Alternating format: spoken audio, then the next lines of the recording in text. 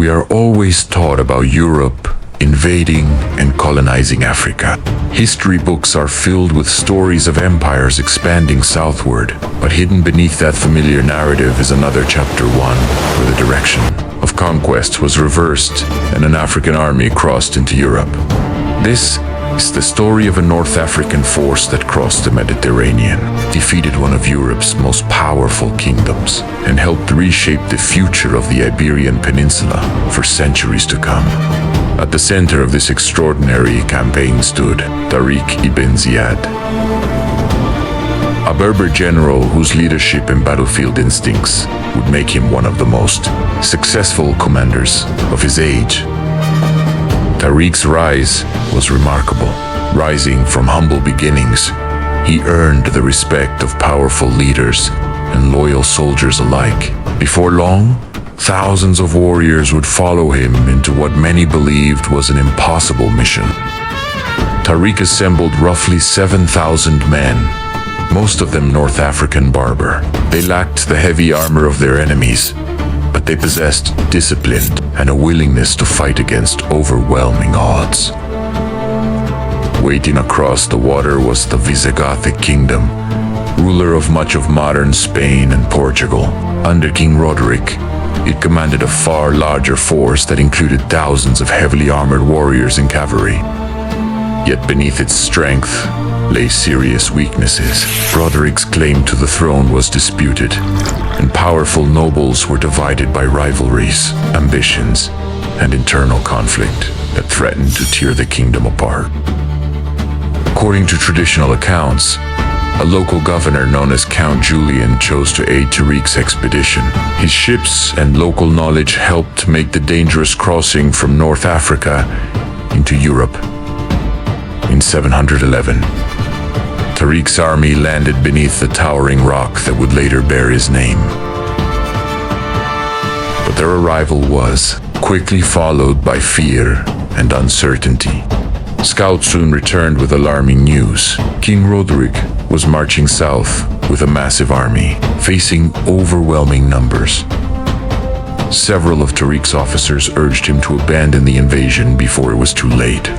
Tariq listened in silence. Then, according to later accounts, he made a decision that would become legendary. Rather than prepare for retreat, he ordered that the ships behind them be destroyed. As flames consumed their only route home, Tariq rallied his men. The enemy stood ahead, the sea behind them. Victory or defeat would now depend entirely on their courage and determination. With retreat no longer possible, the African army marched inland and met King Roderick's forces near Guadalati. The contrast was stark. One side possessed superior numbers and armor, while the other relied on speed, discipline, and leadership. When battle began, Visigothic cavalry thundered across the field with devastating force. Thousands of armored horsemen charged forward, shaking the ground beneath them and threatening to overwhelm Tariq's smaller army. But Tariq's warriors adapted. Using mobility and coordination, they avoided direct confrontation, attacked vulnerable points, and turned the battlefield into a contest where speed often outweighed heavy armor. As the battle dragged on, political divisions resurfaced. At a critical moment, a significant fraction of Visigothic nobles withdrew their support, leaving Roderick dangerously exposed. The Visigothic lines collapsed into chaos. Formations broke apart, and King Roderick disappeared from history. Against all expectations, Tariq had won one of the most remarkable victories of the age. Following the victory, Tariq advanced rapidly across the Iberian Peninsula. Major cities opened their gates, and the foundations were laid for a new political order that would transform the region.